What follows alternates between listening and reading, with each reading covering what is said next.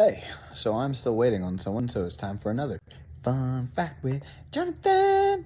Okay, first fact, crawl space fact. A lot of times, what people misinterpret as being a structural issue because of floors moving is really just a moisture issue. I mean, think about it. If you're a carpenter and you need to put a bend in some wood, maybe you're making a boat or an archway or something, what do? They steam that wood because very wet wood moves. It's more flexible.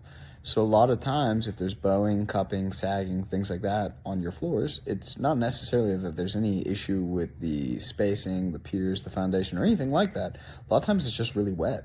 That's the first one. Second fun fact, did you know that coffee is the seed of a fruit? Supposedly, coffee was discovered when a African goat herder noticed his goats were more energetic after munching on this fruit. And, originally it's from, hot, dry climates, not much humidity. And so the way they would get rid of the fruit off the seed is by just laying it on a rack.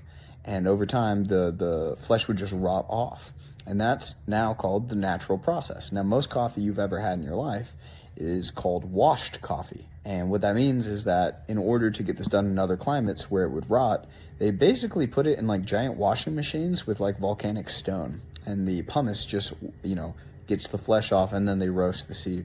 But if you like fruity flavors, like I do, like if you like fruity pebbles, for example, I know that sounds crazy, maybe you don't want that in your coffee, but if you like fruity and acidic flavors, try some natural processed coffee. You won't regret it.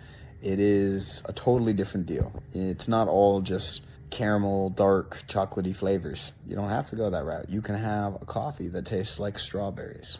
You can have a coffee that tastes like bright, fresh plums. Give it a whirl.